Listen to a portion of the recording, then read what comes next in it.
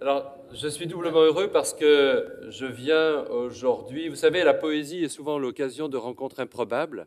Et c'est assez formidable de pouvoir venir vous rejoindre avec une poète qui vient d'arriver de Séoul, en Corée du Sud, pour défendre un livre dont elle ne savait même pas il y a un an qu'il allait paraître en France.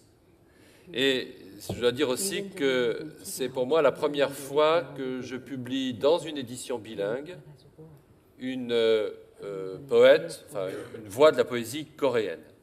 Donc c'était un travail très important et je veux remercier Kim Yoon-ja qui est ici présente, non seulement de m'accompagner, de servir d'interprète, mais d'avoir aussi avec moi fait tout ce travail pendant toutes ces années pour publier 3 voix de la poésie coréenne, dont la dernière est avec nous, Jin Eun-young. Voilà. Vous dire que sa visite s'inscrit dans le cadre des regards croisés de l'année croisée France-Corée, puisque l'année fin 2015 jusqu'à la fin de l'année 2016 est vouée en France et en Corée à ces regards croisés entre deux pays qui veulent rappeler par la culture, mais pas seulement par la culture, les liens d'amitié qui les unissent. En réalité, nous fêtons en 2016 les 130 années, le 130e anniversaire de la création des relations diplomatiques et amicales entre nos deux pays. C'est donc dans ce cadre que s'inscrit cette rencontre, et c'est la raison pour laquelle la Corée est le pays invité au Salon du Livre.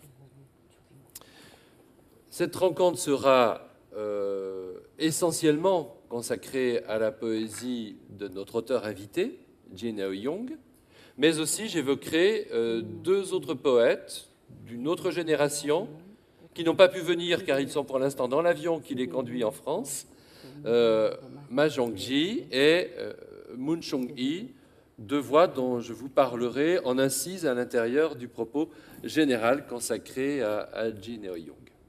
Alors, qui est-elle? Quelques mots pour la présenter. Vous entendrez souvent parler au cours de cette conférence de la génération 70. Eh bien, c'est l'année de sa naissance.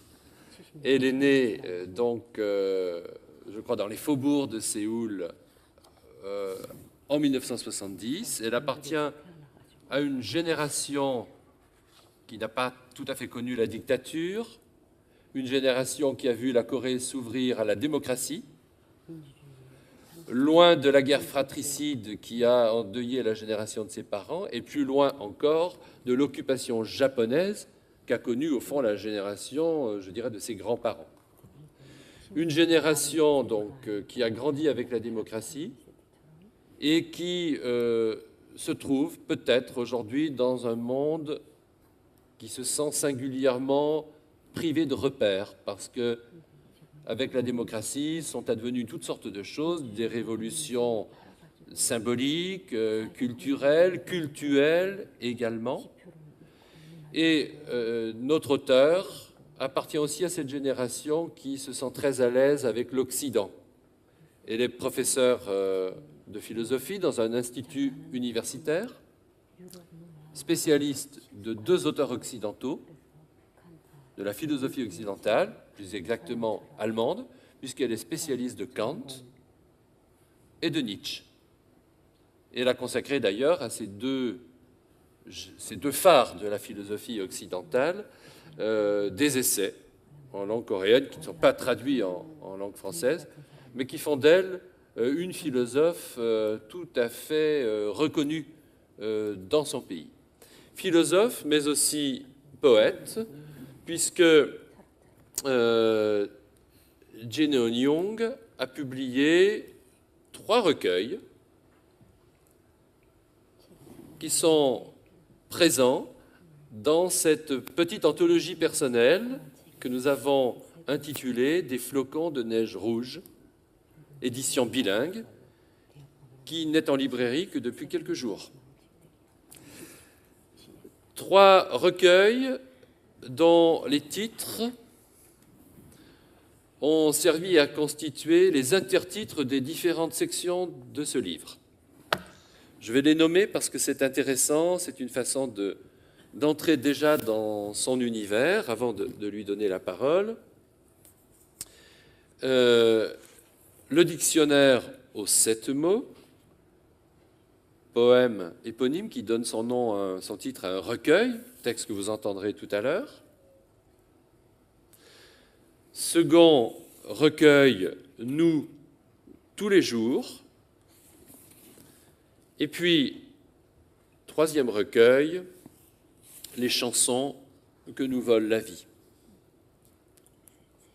Sa traductrice, Kim Yoon-ja, a pris le soin de traduire probablement les textes qui pouvaient le mieux entrer en résonance avec la réception occidentale, avec la réception française, de manière à ne pas non plus alourdir cette édition de notes explicatives, et puis de manière aussi à contourner, vous le verrez dans un instant, un certain nombre de difficultés lexicales.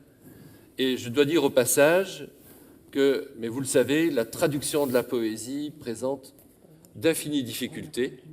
On ne traduit pas un poème comme on traduit une notice de produits pharmaceutiques, comme on traduit un texte qui appartient au monde de l'utilité publique. Traduire un poème, c'est se hisser à la hauteur d'une exigence artistique. Il faut donc trouver un équivalent verbal, non seulement d'un contenu dont le sens n'est pas donné ni expliqué, mais doit être construit par l'acte de lire, dont le sens tremble comme un arbre dans le vent, mais aussi rendre compte d'une rythmique, d'une mélodie, d'images qui peuvent paraître tout à fait singulières. Autrement dit, tenter de restituer ce qu'on appelait autrefois le génie d'une langue.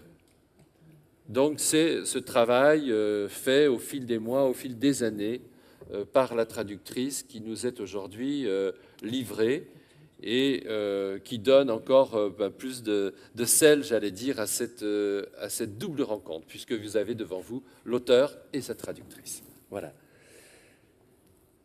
Je vais m'arrêter là pour que nous puissions entendre un premier poème. Oui, alors voilà, je sais qu'elle veut aussi dire quelques mots pour saluer voilà, sa venue à Nantes.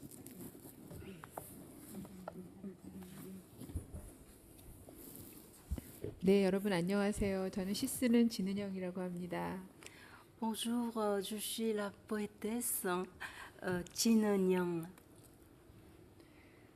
어린 시절 세계사 시간에 낭트측령에 대해서 배우면서 알게 된 이 아름다운 도시에 드디어 방문하게 되어서 저는 무척 기쁩니다. Je suis très heureuse de visiter cette ville. J'ai entendu parler de Nantes dans mon adolescence en cours d'histoire à propos de l'édit de Nantes.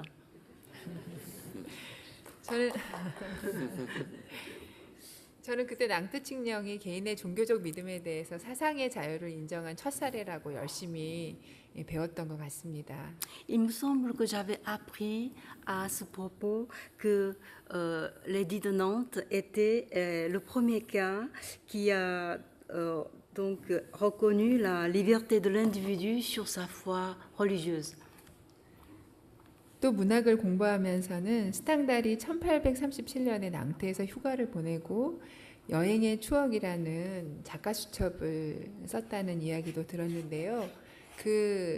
그래서 스탕달은 낭트는 프랑스에서 가장 아름다운 도시이다 이렇게 이야기했던 것으로 알고 있습니다. Et en découvrant la littérature, j'ai appris aussi que Stendhal, en 1837, après avoir visité la ville de Nantes, après il a écrit un carnet de notes intitulé Mémoire d'un touriste. Là-dedans, il a dit Nantes est la plus belle ville de France. 그래서 저도 인간적인 자유의 시작이자 예술적인 영감으로 가득한 도시의 이 낭뜨 시민들과 만나는 이 자리가 무척 기쁩니다. Donc je suis très heureuse de... Ah oui. 사상의 자유. 예. Ah, oui. Donc je suis très heureuse de vous rencontrer dans cette ville qui a vu naître la grande liberté spirituelle. Et donc elle est pleine, d'ailleurs elle est pleine d'inspiration artistique.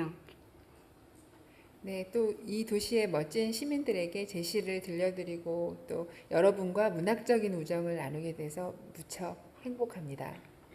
Et je suis très heureuse de vous lire mes poèmes et de partager avec vous l'amitié littéraire. 네, 그래서 스탕달에게 그랬던 것처럼 저도 이 시간의 소중한 추억과 여러분들과의 이 문학적 교감이 저에게 한편의 시로 찾아와 줄 것 같은 생각이 듭니다. Et comme cela a été le cas pour Stendhal, le souvenir précieux de ces moments et les affinités que j'éprouve pour vous, tout cela, j'ai l'impression que ça va venir à moi en un poème. 네. 이 멋진 자리를 저에게 선물해 주신 낭뜨 대학과 또 브루노 수세 씨 그리고 제가 사랑하고 존경하는 번역자 김현자 선생님께 깊이 감사드립니다. Et je remercie profondément l'Université permanente de Nantes et Bruno Doucet qui m'ont offert cette rencontre comme un cadeau, et ainsi que Kim Hyun-ja que j'aime beaucoup.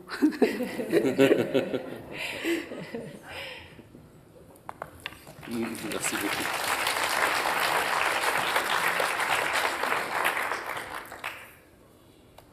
Alors je dois dire que dans le train, nous n'avons pas parlé que de l'édit de Nantes, nous avons aussi parlé des poètes de la région, des poètes du XXe siècle, en particulier de l'école de Rochefort. Voilà.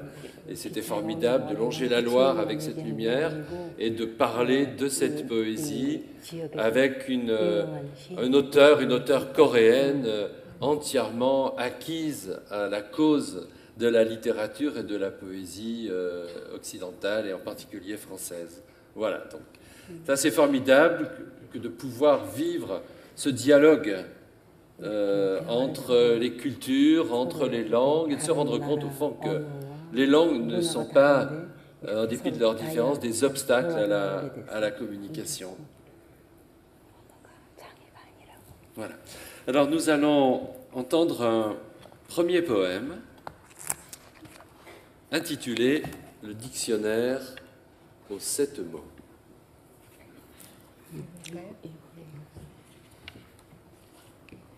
일곱 개의 단어로 된 사전.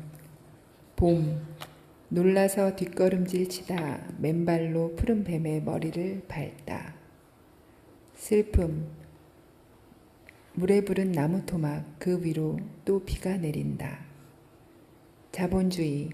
형형색색의 어둠 혹은 바다 밑으로 뚫린 100만 킬로의 컴컴한 터널.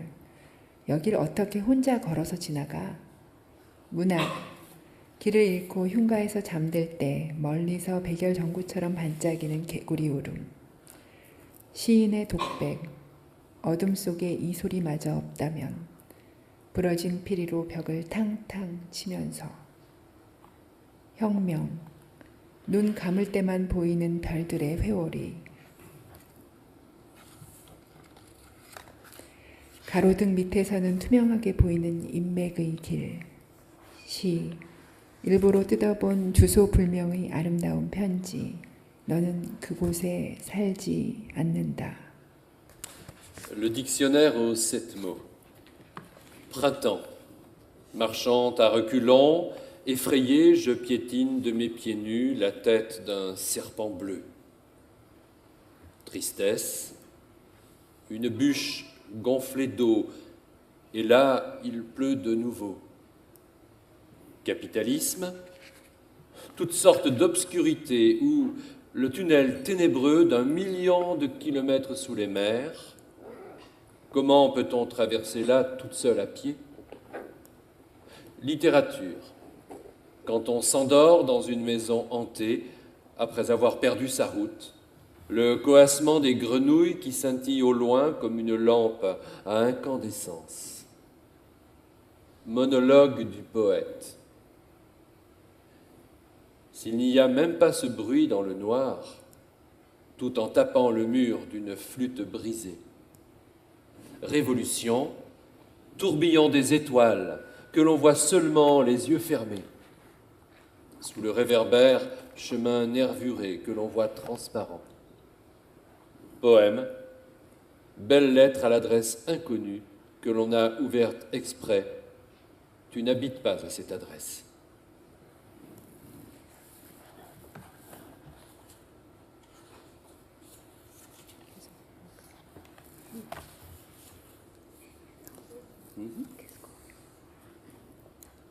첫사랑.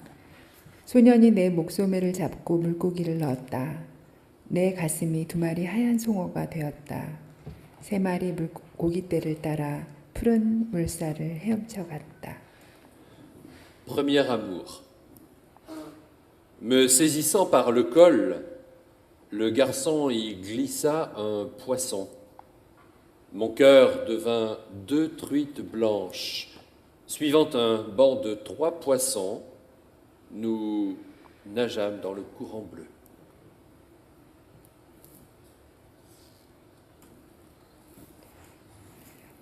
대학 시절 내 가슴엔 멜랑멜랑한 꼬리를 가진 우울한 염소가 한 마리 살고 있어. 종일토록 종이들만 먹어치우곤 시시한 시들만 토해냈네. 켜켜이 쏟아지는 햇빛 속을 단정한 몸짓으로 지나쳐가는 아이들의 속도에 가끔 겁이 나기도 했지만 빈둥빈둥 노는 듯하던 빈센트 반 고흐를 생각하며 담담하게 담배만 피우던 시절. Ma période estudiantine. Dans mon cœur vivait une chèvre mélancolique à la queue moelleuse.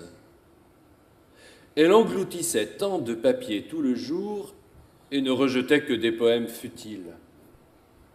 Je prenais peur parfois devant les pas rapides de mes camarades, à l'allure pourtant si posée sous le soleil qui dardait ses rayons épais. Mais en pensant à Vincent van Gogh, qui donnait l'air d'avoir mené une vie de paresseux, je ne faisais que fumer tranquillement en ce temps-là. C'est un texte qui a posé à Inunja des difficultés considérables. Sa signification peut paraître assez évidente, mais en revanche, en langue coréenne, le texte comporte, on va dire, des jeux de mots, ou plus exactement des créations lexicales, qui rendent la traduction extrêmement difficile. Alors je vais laisser Yunja peut-être vous raconter l'histoire de cette chèvre à la queue moelleuse. Oui, parce que c'est un poème qui est rempli vraiment plein de jeux de mots. Alors si on lit en coréen, on peut saisir facilement sur donc, ce jeu de sonorité. Mais en français, c'est impossible de rendre ce jeu de sonorité. Mais par exemple, au troisième vers, cette chèvre mélancolique, je voulais y arriver quand même, et ça m'a causé beaucoup de soucis. Alors, donc, il y a d'abord une chèvre mélancolique. Donc, elle aussi, la poétesse dit, elle a pensé mélancolique. Hein. Et après, il y a la queue moelleux. Et donc, c'est en fait, il y a l'adjectif en coréen qu'on doit prononcer malang malang han, qui veut dire vraiment quelque chose comme sensation, comme ça, moelleuse. Mais elle voulait jouer. Donc, et puis, la queue, en coréen, on dit kori. Donc, elle a dû penser, ah, si je fais mélang, mélang, han kori. Et ça, il y a le jeu avec la chèvre mélancolique. Donc, moi, j'ai surtout beaucoup pensé à cette queue moelleuse, et puis, donc, mélang, mélang, han. Alors, donc, d'abord, j'avais fait une chèvre mélancolique à la queue mélang-mélang, à la queue mélang-mélang moelleuse, ou à la queue moelleuse mélang-mélang, quelque chose comme ça. Et puis voilà, souvent je me fais beaucoup de sushis. Ah, est-ce que c'est heureux et puis et tout. Et puis j'ai demandé à plusieurs personnes. Et puis, bon, personne ne trouve vraiment quelque chose de génial. Après, bon, entre Bruno et moi, on s'est cassé beaucoup la tête plusieurs fois. Et là, Bruno a trouvé. Et si on faisait plutôt, on joue sur mélancolique, donc mélancolique. Et finalement, ben, c'est aussi pas mal comme ça. Donc, voilà, on a trouvé cette formulation et voilà, on est quand même content. Et pour le reste, il y a plein de jeux de sonorité en coréen, mais là, le reste, c'est impossible. Alors, voilà, c'est intéressant parce que cela vous donne une idée des difficultés qui se posent finalement. Unji m'a évoqué un vers d'un poème, mais ce sont des difficultés qui se posent à tous les niveaux en permanence. Voilà. Alors, il y a plusieurs manières de tenter de les résoudre. Le plus simple serait probablement de dire ce poème est intraduisible en français en raison de ses créations lexicales et on l'abandonne. Mais non, là, je crois que là, il y a une volonté de rendre compte d'un jeu de mots. Alors évidemment, là, c'est simplement la décomposition syllabique de mélancolique, mélan, et finalement, avec un peu d'imagination, on entend presque le bêlement de la chèvre. Mais l'autre jour, dans une petite rencontre conviviale, un romancier israélien qui était avec nous a regardé Yunja en lui disant « Mais es-tu vraiment certaine qu'il s'agissait d'une chèvre ? C'était pas plutôt un mâle en colique ?» Voilà. Donc vous voyez qu'on peut trouver des manières, voilà, à des degrés divers, de rendre compte de la complexité d'une langue en trouvant un équivalent verbal dans l'autre langue.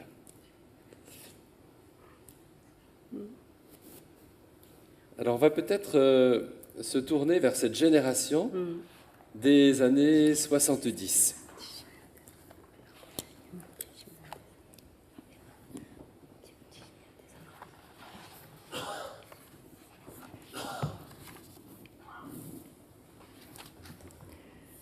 (70년대산) 우리는 목숨을 걸고 쓴다지만 우리에게 아무도 총을 겨누지 않는다.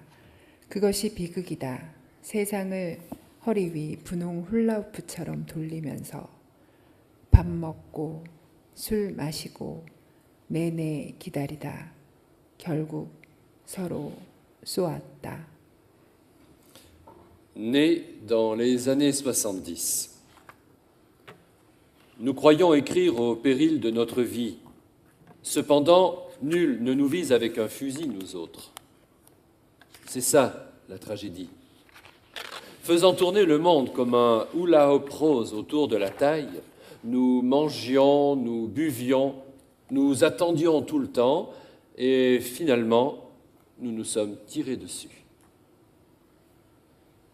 Alors, c'est un poème qui nous est apparu comme étant très important dans ce recueil lorsque nous avons préparé cette édition, au point que nous l'avons fait figurer en quatrième de couverture de ce livre intégralement, et que nous l'avons également intégré sur le communiqué de presse, dans les éléments que nous adressons aux journalistes pour faire connaître ce livre et son auteur.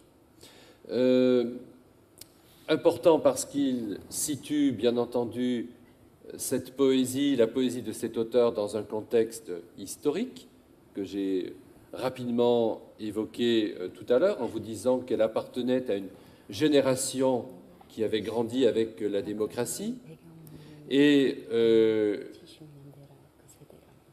qui peut imaginer, peut-être s'imaginer en train d'écrire avec un pistolet sur la tempe, comme d'autres générations de Coréens l'ont vécu, ou comme d'autres poètes aujourd'hui le vivent dans le monde. Mais ce poème nous dit que ce n'est pas tout à fait la réalité, pas tout à fait la vérité historique. Et nous avons demandé à Jin Heo-young de bien vouloir nous apporter quelques éclaircissements concernant ce poème et la réflexion sociologique, sociétale, historique qu'il y avait là derrière. Et voici ce que cela donne. Oui. Parce qu'il m'est arrivé de lire ce poème à sa place dans une librairie. C'était avant qu'elle arrive en France. Et je me suis demandé, est-ce que c'est si certain que le public puisse comprendre ce poème-là, sous cette apparente simplicité? Et là, j'ai eu l'idée de lui demander un petit commentaire. Et puis, j'espère que ce commentaire va vous permettre de bien saisir ce poème. Alors, je suis née en 1970 et je suis entrée à l'université en 1989. Cette année-là, l'Union soviétique s'est effondrée et l'on a eu l'impression à l'époque que l'antagonisme idéologique allait définitivement cesser. Cependant, à l'université, il existait toujours des cercles clandestins où on lisait les œuvres dogmatiques de Marx et de Lénine. Les jeunes nés dans les années 70, ayant fait leurs études à la fin des années 80 et au début des années 90, sont les derniers à avoir été nourris à cette doctrine visant à réformer le monde. Mais à leur sortie de l'université, l'atmosphère était complètement différente. Les théories qu'ils avaient apprises avec enthousiasme étaient toutes rejetées. Ils ont ainsi fait partie d'une génération en proie au désespoir de ne plus aspirer à un changement quelconque. Certains ont choisi la fuite dans une vie extrêmement légère afin d'échapper au désespoir lourd et profond, mais d'autres ont pris une posture sérieuse au péril de leur vie dans un monde où l'éthique de la profondeur, du sérieux et de l'authenticité n'exerçait aucun pouvoir. J'exprime dans ce poème un sentiment de dérision et de perplexité à l'égard de ceux-là qui ont gardé une posture grave alors même que les motivations profondes de leur jeunesse aspirant à la révolution au péril de leur vie avaient disparu. J'exprime aussi dans ce poème l'affection mélancolique que j'éprouve à l'égard de l'ardeur qui persiste face à la dérision de ce monde où on se moque de la sincérité des gens nés dans les années 70.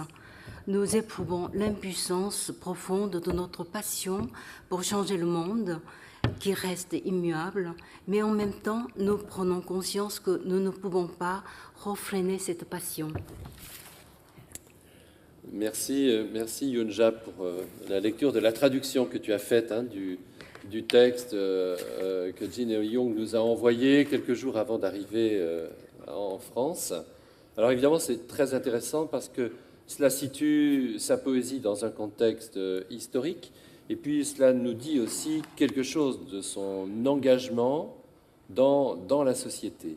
Et en regard de cette prise de parole et de cet engagement, je voudrais ouvrir une première fenêtre au cours de cette rencontre en direction d'un autre poète, un poète de la génération précédente, un poète qui se nomme Ma Jong-gi, et avec un livre intitulé « Celui qui garde ses rêves », également traduit du coréen par Kim Yun-ja. Voici la couverture de ce livre, et voici la photographie qui qui vous donne à voir le visage de ce poète. 2 mots pour vous dire que ce poète, sauf erreur de ma part, je parle sous l'autorité de Yunja, est né au Japon, de parents coréens, et dans une famille très progressiste, très ouverte à la culture, puisque son père était éditeur de contes pour enfants, de légendes, et que sa mère était la première ou une des premières jeunes femmes à exercer la pratique de la danse à un niveau professionnel. Ses parents quittent assez rapidement le Japon, ils s'installent en Corée, et voici qu'il se destine à devenir médecin, et que pendant ses études de médecine, il prend part à des manifestations pacifiques, notamment pour exprimer une désapprobation à l'égard des relations diplomatiques qui s'établissent entre la Corée et le Japon. Ces manifestations sont réprimées très violemment. Il fait partie des étudiants, il a alors 23, 24 ans, 25 ans peut-être, et il fait partie des étudiants qui sont arrêtés, incarcérés, et il va passer une dizaine de jours dans les prisons du régime, 10 jours au bout desquels, j'allais presque dire cassé par la vie pénitentiaire, il n'a d'autre choix que l'exil. Et le voici qui est contraint à un exil qui deviendra un exil à vie. Il partira aux États-Unis sans jamais revenir en Corée, ne reverra pas ses parents qui mourront sans l'avoir revu. Plusieurs de ses poèmes expriment l'immense chagrin que cela représente en exil. Et puis il deviendra médecin aux États-Unis et restera fidèle tout au long de sa vie à la langue coréenne, puisque ce poète ne cessera jamais d'écrire dans sa langue maternelle. Et après l'avoir brièvement présenté, je voudrais vous lire un texte de ce poète, qui est un texte engagé, un poème intitulé « À quoi sert un poète ?» À quoi sert un poète? Je voudrais devenir poète. Mais à quoi sert un poète? En Éthiopie, en Somalie, en Centrafrique, des milliers d'enfants, tout le temps affamés, la peau toute rêche et décharnée, meurent tous les jours, réduits à l'état de déchets. Au Cambodge, au Vietnam, ces enfants qui jouent aujourd'hui en roulant des crânes meurent le lendemain dans le bourbier de la jungle. À l'âge de 10 ans, ils apprennent à tuer. À l'âge de 12 ans, ils tirent à la mitrailleuse. Au Salvador, au Nicaragua, en Amérique centrale et en Amérique du Sud, du lever au coucher du soleil, côté droit, mâche, côté gauche, frappe, côté droit, tête, avale, queue, meurt tout en matraquant tête. Bruit des armes, sans un jour de trêve, meurtre, sans un jour de répit. Dieu, à quoi sert un poète? En Iran, en Irak, en Israël, au Liban, dans les plaines de Sibérie, dans tous les coins du monde, Dieu, quelle est l'utilité d'un poète? Quand j'apprends les tristes nouvelles des gens, les larmes me viennent. Cela me serre le cœur. Quand les gens se relèvent de leur peine, tout ému, je trépigne de joie, en cachette.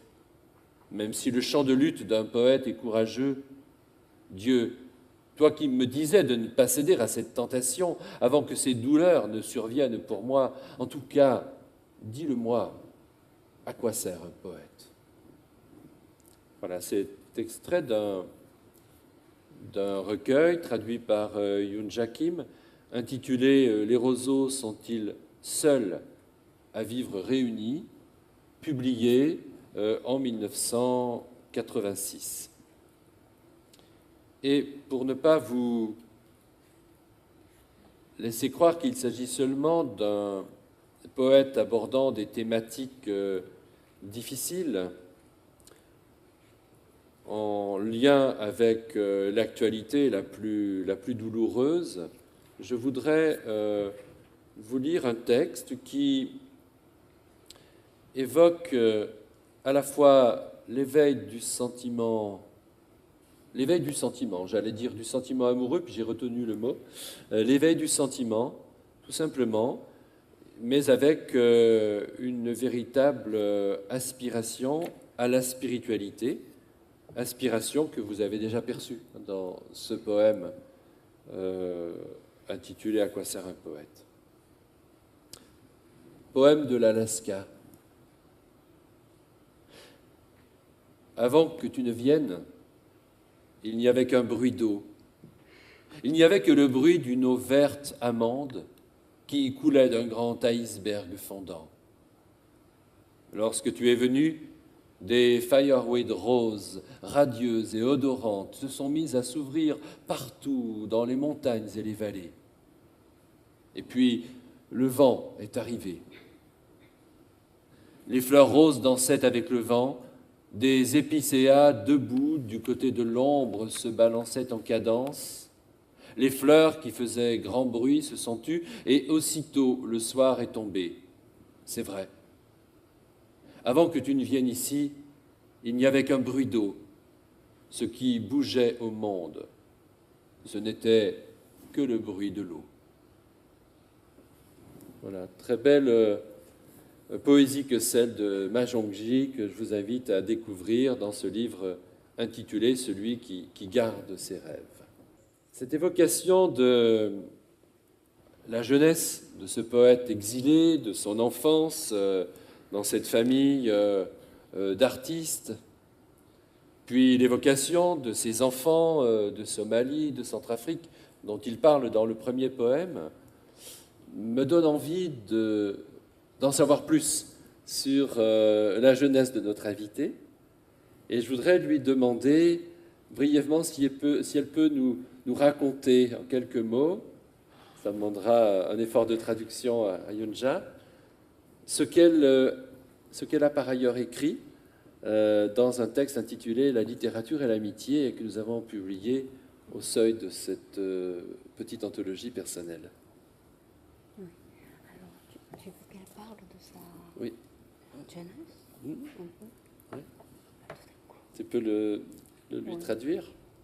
Donc, quelle est votre sa oui. jeunesse? 그 문학가 우정에서 쓴 것 그런 것처럼 그 자기 젊은 시절에 어떤 그런 그 경험이랄까 그런 좀 간단히 얘기 좀 해줄 수 있겠네요.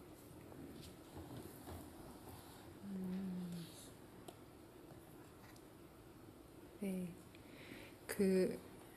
저는 70년대생이고요. 제가 대학을 졸업하던 그 무렵에는 한국에서는 어느 정도 이제 민주화가 안정이 됐다는 평가와 함께 대학에서 더 이상 어떤 민주주의적인 투쟁을 하는 투쟁이 사라지는 시기에 대학을 다녔습니다. Oui, comme vous savez, je suis née en 1970 et puis quand je suis sortie de l'université, en Corée, on disait que la démocratie c'est quand même bien établi et puis donc la lutte pour la démocratie a presque disparu. 네, 그런데 91년도로 기억을 하는 것 같은데 제가 이제 친구들과 같이 나갔던 그 가두 시위에서 그 다른 대학의 불문학과 2학년생이던 여학생이 그 앞골목에서 체류탄에 맞아서 숨지는 일이 있었습니다. Je pense que c'était en 1991 et avec il y avait une manifestation des étudiants et j'ai assisté à la mort d'une étudiante en littérature française, donc de mon université, qui est morte après avoir reçu une bombe lacrymogène. 네. 그런데 이제 저희 70년대산 작가들에게 그 친구의 죽음이 굉장히 큰 상처로 남아 있고요. 그러니까 세상은 늘 민주화됐다고 얘기하는데 실제로 어떤 사람은 고통받고 또 공권력에 의해서 죽음을 당하는 순간에 같이 있었던 어떤 트라우마가 문학적인 활동을 하는데 내내 오래도록 기억되고 어떤 식으로 문학적인 치유를 할 것인가가 저희 세대의 친구들의 화두이기도 합니다. Alors donc, après avoir assisté à la mort d'une amie, hein, et alors que on disait que le monde est devenu démocratisé en Corée, et je vois toujours d'un côté, oui c'est peut-être vrai, mais il y a toujours des victimes qui peuvent même mourir comme ça avec avec ce pouvoir des autorités. Et là, je garde ça comme un trauma. Donc, par la littérature, j'essaie quand même de surmonter ce trauma par une sorte de thérapie littéraire. Voilà, je crois que c'est un peu l'intérêt commun de mes amis qui font de la littérature en Corée aussi. 네. 그런데 이제 그 마음의 상처의 자리를 어루만져줬던 두 가지가 있었는데 하나는 시적인 활동이었고요. 또 하나는 실제로 이제 막스주의 이론이 대학에서 사라진 자리를 차지했던 프랑스 철학이었습니다. 그래서 저는 사실 대학원에 입학해서는 들레즈나 푸코와 같은 철학자들의 공부를 꽤나 열심히 했습니다. Donc pour me consoler de cette blessure du cœur, évidemment, je me suis adonnée à l'activité poétique. Et puis d'autre part, pour remplacer le marxisme, je me suis pourquoi adonnée à la philosophie française telle que celle de Deleuze ou de Foucault. 예, 그래서 제가 프랑스 문학이나 프랑스 철학을 사랑하고 그것에 엄청난 영향을 받았다고 이야기하는 것은 단순한 어떤 이국 취향만은 아니고요. 실제로 68의 정신이 어떤 억압에 대해서 희망을 잃지 않고 싸우려고 했던 그 아름다운 정신을 통해서 지금 제가 그 당시에 느꼈던 어떤 절망을 극복하려고 했던 그런 시도라고 할 수 있습니다. Donc, si je dis que j'aime la littérature française et la philosophie française, ce n'est pas du tout de l'égotisme, mais plutôt c'est donc ça relève de l'esprit 68, et je trouve que c'est un bel esprit, et puis ça permet de surmonter le désespoir que j'éprouve. Voilà. 네, 그래서 저는 이렇게 먼 곳에 있지만 문학과 철학이라는 아름다운 인간의 산물을 통해서 얼마든지 만나지 않은 사람들과의 우정이 가능하다는 것을 굉장히 깊게 믿고 있고요. Donc je pense, je suis loin, mais par la littérature et la philosophie, même avec les gens que je ne vois pas, que je ne rencontre pas toujours, on peut toujours partager l'amitié. 네, 그래서 저와 같은 세대의 한국 젊은이들에게 프랑스의 철학과 문학이 굉장히 깊은 영향을 미쳤던 것처럼 저희 한국의 문학과 철학도 프랑스의 많은 세대를 뛰어넘은 많은 분들에게 어떤 영감을 주고 우리가 세상을 변화시키고 더 아름다운 곳으로 바꾸는 데 기여하는 우정의 연대가 가능했으면 합니다. Donc, comme les jeunes coréens aiment littérature française, j'aimerais aussi que, par exemple, la littérature coréenne, la philosophie coréenne puisse des fois influencer quelque peu même les Français, et puis cela permettrait aussi de faire évoluer le monde, et puis ça peut aussi créer un lien d'amitié. Merci beaucoup pour cette interprétation improvisée.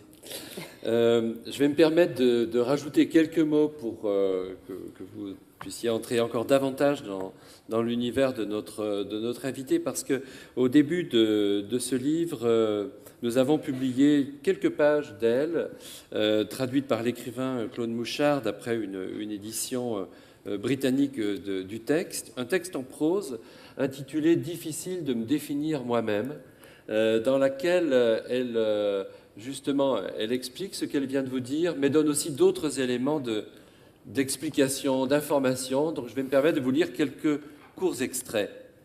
Alors, elle dit donc qu'elle est née en 1970. « Je ne me rappelle pas grand-chose de ma ville natale que j'ai quittée à l'âge de 4 ans. J'ai passé ma petite enfance dans la périphérie de Séoul. Je jouais dans le petit institut de beauté de ma mère, courant entre ma mère, coiffeuse, et les prostituées aux longues jambes pâles qui étaient ses fidèles clientes. Dans la période où je commençais à me faire des amis parmi les enfants du quartier, la colline du voisinage devint mon terrain de jeu. Nous gravissions des tombes pour en dévaler les tertres parmi les azalées roses. À cette époque, j'avais déjà commencé à lire des histoires dans les livres à couverture rouge publiés par les éditions Gaemyong. Et je me trouvais aspiré dans la béance étrange et fantastique que créaient ces livres, découvrant par mes lectures des châteaux européens aux toits pointus, une princesse d'Irlande changée en un mulet à poings violets, ou une banshee aux cheveux verts pleurant les morts à venir sur le pont, j'ai grandi en fillette occidentale à peau jaune. Comme j'avais l'habitude de lire en mangeant, les pages de Hesse, Camus et de bien d'autres auteurs occidentaux se trouvèrent tachées du jus rouge de kimchi. Et puis, un peu plus loin, elle évoque ses années d'étudiante, sa formation intellectuelle, et voici ce qu'elle dit. « J'ai lu les traductions de livres admirés par la génération de 68 en Europe. Par exemple, les livres de Théodore Adorno. Mais je ne suis pas familière de ces ouvrages qu'aimaient les étudiants activistes japonais dans les années 70. » Entre parenthèses, avait-il lu assidûment Le Pavillon d'or de Mishima ? Et je suis fermé aux sensibilités secrètes et subtiles que partagent en principe des écrivains d'Asie. Ainsi, suis-je peut-être une bâtarde, une hybride, un produit de la culture occidentale distordue et estropiée par l'effet de la transplantation. Difficile de me définir moi-même. Voilà, alors nous allons peut-être nous aventurer maintenant vers un certain nombre de poèmes qui posent cette question de l'identité. De nombreux textes évoquent la relation à l'autre, la question du sujet, la question de l'individu dans la société coréenne.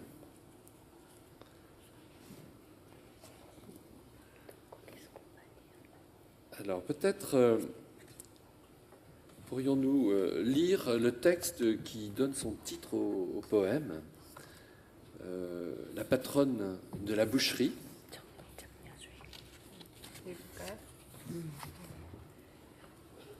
정육점 여주인, 유립창 밖으로 붉은 눈발 날린다. 커다란 칼을 들고 다정한 눈방울로 바라보는 숫소를 힘껏 내리치던 때가 있었지. 요즘엔 아무 일도 없다. 냉기로 달아오르는 난로 옆에서 그녀는 중얼거린다. 천장에 오래 켜놓은 형광등이 깜빡인다. 칼은 녹슬었고. 오늘 밤에는 들판에 나가야겠다. 풀먹인 하얀 치마 가득히 떨어지는 별을 받으러. 장미 성운에서 온 것들이 쇠를 다듬는데 최고라니까. 그녀는 왼쪽 유방의 부드러운 뚜껑을 열고 하얀 재를 한 움큼 쥐어본다. 유리창 밖 풍경은 거대한 얼음 창고 안에 갇혀 있다. 눈보라 속 나무들이 공중에 냉동 고기처럼 검게 달려 있고 유리창에 입김을 불어가며 그녀는 바라본다. 붉은 눈송이들이 녹아흐르며 피범벅된 송아지 같은 제대로 일어서지 못하는 물렁물렁한 세계를. 미리 갈아놓은 칼로 겨울의 탯줄을 끊어야 한다. 길고 부드러운 혀로 떨고 있는 어린 것을 핥아주는 일. 여자가 성에 낀 유리창을 활짝 연다. 눈이 그치고 맑은 하늘에 토막난 붉은 구름 떠간다. La patronne de la boucherie. Au dehors de la fenêtre s'envolent des flocons de neige rouge. Il fut un temps, je frappais de toutes mes forces avec un couteau énorme sur le taureau qui me regardait de ses tendres yeux. Il ne se passe rien ces temps-ci. Elle marmonne à côté d'un poêle qui chauffe à l'air glacial. La lumière fluorescente sur le plafond, longtemps allumée, vacille. Le couteau est rouillé. Cette nuit, je dois descendre dans la plaine pour recevoir une pluie d'étoiles dans mon tablier blanc amidonné. Celles de la nébuleuse rose sont les meilleures pour affûter le fer. Elle ouvre le tendre couvercle de son sein gauche et saisit une poignée de cendres blanches. Le paysage au dehors de la fenêtre se trouve enfermé dans un immense hangar de glace. Les arbres dans la tempête de neige sont suspendus en l'air comme de la viande congelée. Tout en soufflant sur la fenêtre, elle regarde un monde tout mou qui n'arrive pas à se remettre debout, semblable à un veau ensanglanté fait de neige rouge fondue. Il faut couper le cordon ombilical de l'hiver avec le couteau déjà aiguisé. Lécher le petit qui tremble avec la langue douce et longue. La femme ouvre grand la fenêtre couverte de givre. La neige a cessé et le nuage coupé en morceaux flotte dans le ciel clair. Alors nous allons rester dans ces paysages de neige. J'ai fait figurer à l'écran un poème qui visuellement est très beau parce qu'on y voit tomber la neige et nous allons l'entendre en coréen puis en français. 어느 눈 오는 날, 나는 공사판으로 내려온 눈송이 한일이라곤 증반하는 것뿐이었다. 다른 눈송이들이 인부의 어깨를 적시는 동안, 다른 눈송이들이 거리를 덧칠하는 동안, 다른 눈송이들이 아이들의 다리를 흔드는 동안, 한일이라곤 증반하는 일, 낼름거리는 불꽃이 드럼통 속으로. Un jour de neige. Moi.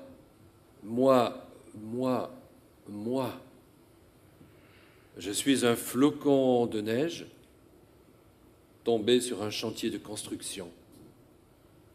L'unique chose que j'ai accomplie, c'était de m'évaporer. Tandis que d'autres flocons de neige trempaient les épaules du journalier, que d'autres repeignaient les rues, que d'autres remuaient les jambes des enfants. L'unique chose que j'ai accomplie, m'évaporer vers le fond d'une barrique où des flammes dardent leur langue. Voilà, j'avais envie vraiment qu'on entende ce texte que je trouve très beau, qui pose la question de l'identité. Vous voyez cette scansion de moi qui est infiniment plus belle en coréen visuellement. Hein. C'est l'infinie légèreté d'un signe sur la page, moins pesante que les trois mots un peu lourds de ce monosyllabe « moi ».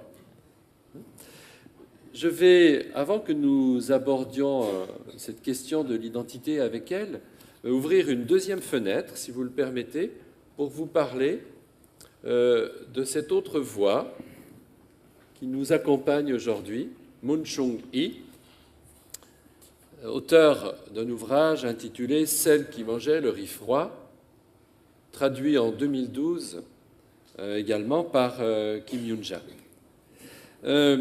Mun Chung-hee, qui est-elle?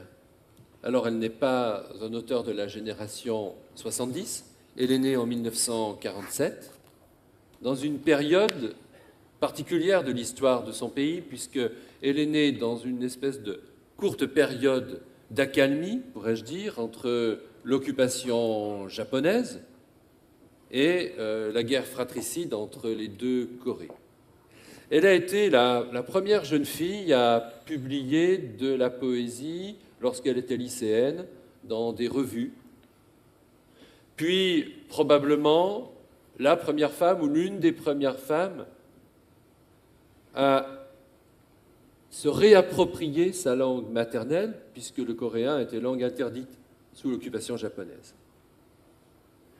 Elle est devenue une militante de la cause des femmes, et toute son œuvre ressemble à une sorte d'inventaire à la Prévert ou à l'œuvre de Francis Ponge et son parti pris des choses, mais ici, l'auteur prend le parti des tâches journalières de la vie des femmes.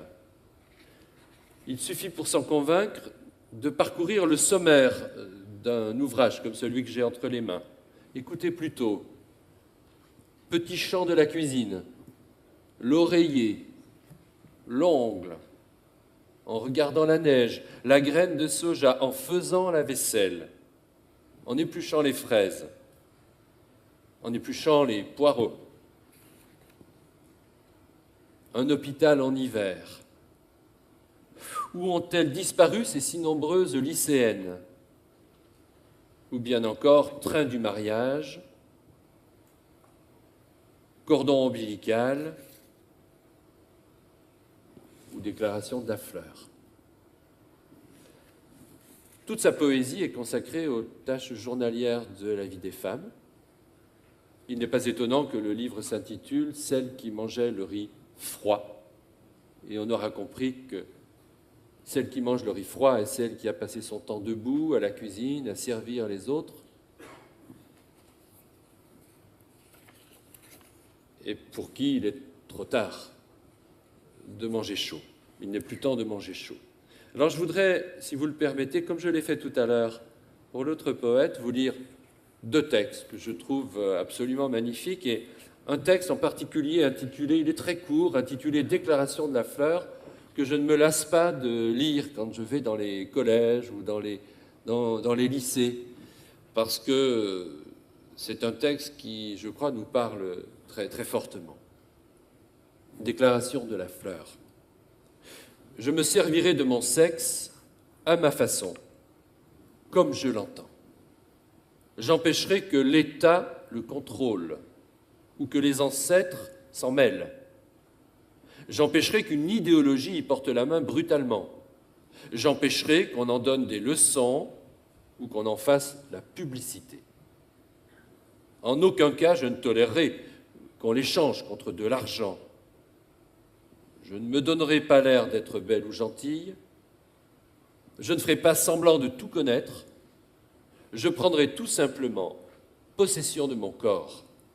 Sous le ciel, au pays de la poésie, je suis fleuri. Puis, j'aime tellement cette poésie que je vous lirai tout. Mais ça, c'est pas possible. Alors, je vais peut-être vous lire le fragment d'un long poème intitulé « Où ont-elles disparu ces si nombreuses lycéennes ?» Parce que là aussi, je crois que c'est d'une actualité vraiment poignante. Cette fille travaillait bien à l'école et excellait aussi dans ses activités personnelles. Sortie du lycée, elle a réussi sans peine au concours d'entrée à l'université. Mais où est-elle maintenant ? Fait-elle bouillir la soupe aux pommes de terre? Après l'avoir préparée pendant 3 heures avec l'os s'exposant à la vapeur chaude devant la cuisinière à gaz, sera-t-elle heureuse le soir de regarder son mari avaler de bon appétit cette soupe pendant 15 minutes? Et puis je passe à la fin du texte. Où ont-elles disparu, ces si nombreuses lycéennes?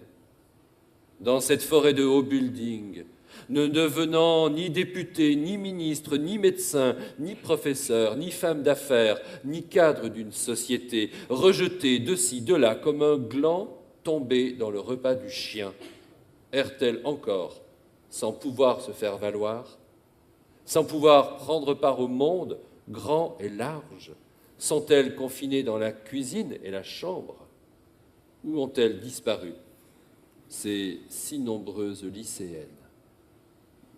Et puis, Mun Chongri, j'en termine avec un dernier texte, est aussi une poète de l'intime, de l'intimité du corps, dans ses replis les plus secrets.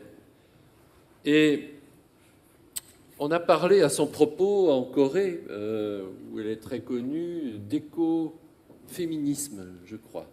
Parce qu'il y a chez elle, alors l'expression peut-être est inconnue ici, écoféminisme, mais parce qu'il y a chez elle une sorte d'élargissement planétaire, cosmique du corps, notamment du corps des femmes, qui est évoqué dans sa poésie, qui deviennent, au fond, qui deviennent métaphores, non pas seulement du corps social, mais de l'état de notre planète tout entière. Je voudrais vous lire un poème intitulé « Les seins ». Le haut du corps dénudé, j'étreins à peau nue la machine froide. À l'intérieur des mamelons qui s'écrasent, l'angoisse pénètre avec l'odeur forte de l'éther.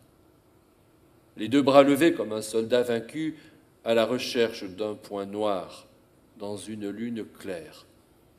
Je passe une mammographie. Les seins bien emmaillotés dans le tissu de dentelle depuis l'adolescence. Tout le monde les a, mais seuls les seins de femme étant toujours source d'ennui. Ces seins, je les cachais profondément comme des fruits honteux. De même que notre mère porte à nos bouches la sagesse et l'amour avec ses seins, les collines de la grande nature fertile élèvent les enfants du monde.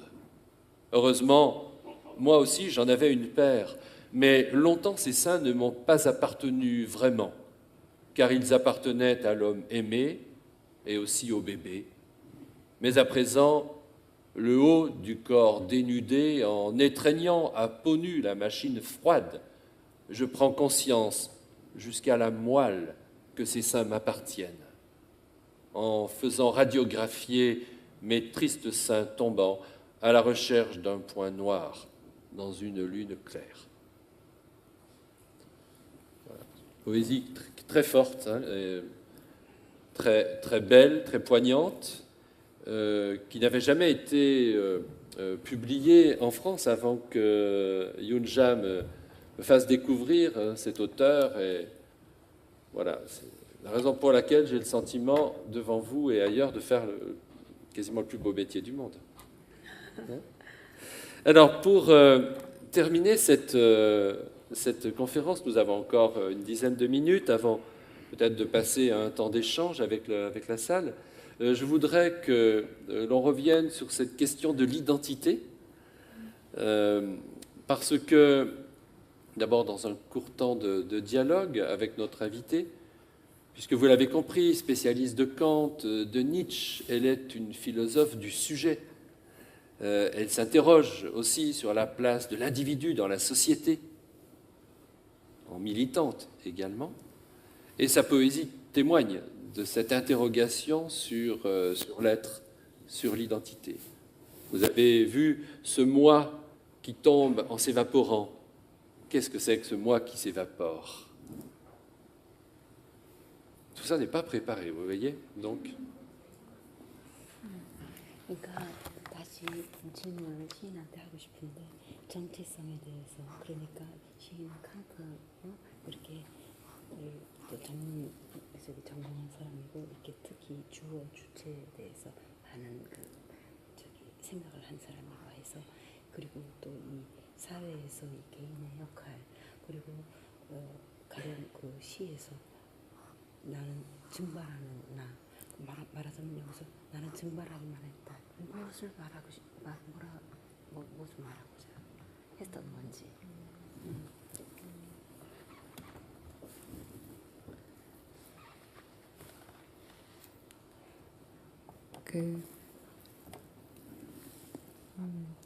제가 칸트에 대한 책을 한 권 쓰기는 했었는데,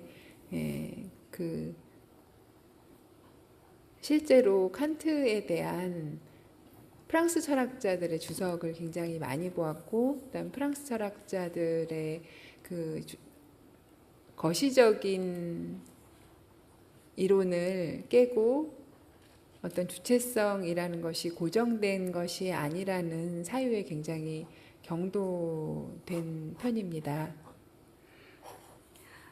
J'ai écrit un ouvrage sur Kant et je me suis beaucoup quand même servi des commentaires des philosophes français et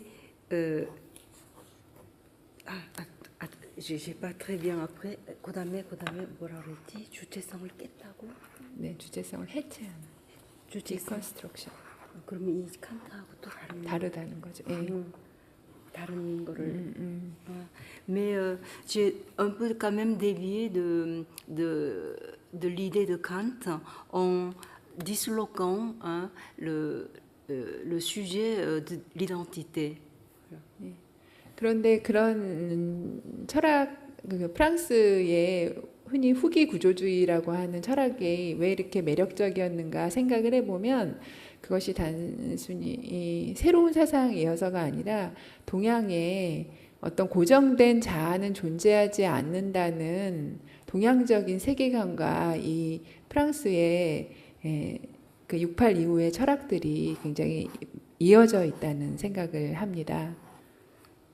고정된 자아는 존재하지 않는다는. Alors je me suis demandé pourquoi ce qu'on appelle la philosophie du post-structuralisme m'a tant fascinée et c'est parce que finalement l'identité vraiment fixe n'existe pas et ça correspond aussi à la philosophie en Asie. Voilà. 네. 그래서 제가 시에서 증발하고 소멸하는 이미지를 굉장히 즐겨 쓰고 특별히 눈송이라는 것은 아주 덧없이 사라지는 것의 대표적인 이미지라고 할 수 있는데요. 그런 이미지를 굉장히 사랑하는 이유도 제가 공부했던 철학과 또 동양의 사상과 그 사유가 매우 유사하기 때문에 그리고 그런 사상을 잘 표현할 수 있기 때문에 그런 이미지들을 사랑합니다. Et en fait, oui, en effet, dans ma poésie, j'aime beaucoup évoquer la disparition ou l'évaporation, et surtout comme les flocons de neige qui disparaissent. Et j'aime ce genre d'image parce que je trouve là une sorte de ressemblance avec les philosophies que j'ai beaucoup apprises et puis avec l'idée de la philosophie orientale. Voilà. Merci beaucoup pour cette explication qui est vraiment très intéressante et puis qui rejoint des choses que j'ai déjà eu l'occasion de dire devant vous, à savoir que la poésie est un art qui permet vraiment de se penser soi-même comme étant un autre, se penser soi-même comme un autre. Et c'est intéressant de voir au fond que cette idée ne change pas selon la latitude. Dans l'histoire de la pensée, il y a la transformation du sujet en individu, et puis il y a un moment où l'individualisme apparaît comme un frein à l'émergence d'une conscience collective. Et je crois que c'est ce qu'elle nous dit. C'est aussi ce que Maram Al-Masri, qui est venu ici il y a à peu près quelques mois, un an je crois, disait dans un poème en disant je rêve d'un monde dans lequel moi deviendra nous et nous deviendra moi, où on ne sera plus arc-bouté, rivé à la défense de sa propre identité. Voilà. Nous allons terminer cette rencontre avec la lecture, le temps de lire encore un ou deux poèmes. Alors, il y en a beaucoup dans ce recueil que j'aurais envie de vous faire découvrir.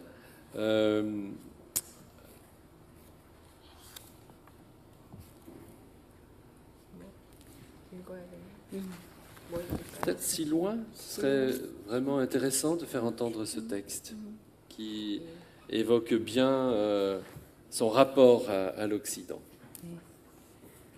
그 머나먼 홍대 앞보다 마레지구가 좋았다. 내 동생 희영이보다 앨리스가 좋았다. 철수보다 폴이 좋았다. 국어사전보다 세계 대백과가 좋다. 아가씨들의 향수보다 당나라 벼루에 걸린 먹냄새가 좋다. 과학자들의 천왕성보다 시인들의 달이 좋다. 멀리 있으니까 여기에서. 김 뿌린 샌베이 과자보다 노란 마카롱이 좋았다. 더 멀리 있으니까 가족에게서. 어린 날 저녁 매질에서. 엘루야르보다 박노해가 좋았다. 더 멀리 있으니까 나의 상처들에서. 연필보다 망치가 좋다. 지우개보다 십자나 사못. 성경보다 불경이 좋다. 소녀들이 노인보다 좋다. 더 멀리 있으니까 나의 책상에서 분노에게서 나에게서. 너의 노래가 좋았다. 멀리 있으니까 기쁨에서 침묵에서 노래에게서. 혁명이 철학이 좋았다. 멀리 있으니까 집에서 깃털 구름에게서 심장 속 검은 돌에게서. Si loin. J'aimais mieux le Marais que le quartier Andey. J'aimais mieux Alice que ma petite sœur Yeyong. J'aimais mieux Paul que Chulso. J'aime mieux l'encyclopédie du monde que le dictionnaire de coréen. J'aime mieux l'odeur de l'encre dans une pierre de la dynastie Tang que le parfum des jeunes filles. J'aime mieux la lune des poètes que l'Uranus des scientifiques, puisque c'est loin d'ici. J'aimais mieux le macaron jaune que le sembei saupoudré d'algues, puisque c'est plus loin de ma famille, des coups de martinet le soir dans mon enfance. J'aimais mieux Bacnoï qu'Éluard, puisque c'est plus loin de mes blessures. J'aime mieux le marteau que le crayon, la vis cruciforme que la gomme. J'aime mieux le sutra que la Bible. J'aime mieux les petites filles que le vieillard, puisque c'est plus loin de ma table de travail, de ma colère, de moi. J'aimais tes chansons, puisque c'est loin de la joie, du silence, du chant. J'aimais la révolution, la philosophie, puisque c'est loin de la maison, du nuage en duvet, de la pierre noire au fond du cœur.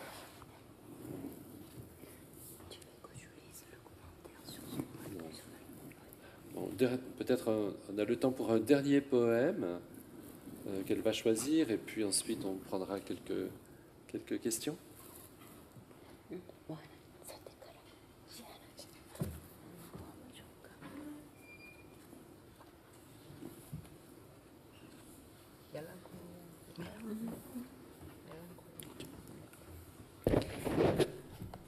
멜랑콜리아. 그는 나를 달콤하게 그려놓았다. 뜨거운 아스팔트에 떨어진 아이스크림. 나는 녹기 시작하지만 아직 누구의 부드러운 혀끝에도 닿지 못했다. 그는 늘 나 때문에 슬퍼한다.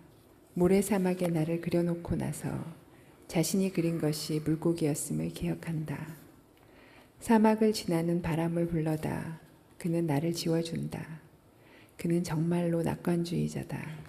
내가 바다로 갔다고 믿는다. Mélancolie. Il m'a dessiné doucereuse, glace tombée sur l'asphalte brûlant. Je commence à fondre sans avoir pu toucher la douce langue de quiconque. Il est toujours triste pour moi. Après m'avoir dessiné sur le désert de sable, il se souvient qu'il a dessiné un poisson. En appelant le vent qui passe sur le désert, il m'efface. Il est vraiment optimiste. Il croit que je suis allé à la mer.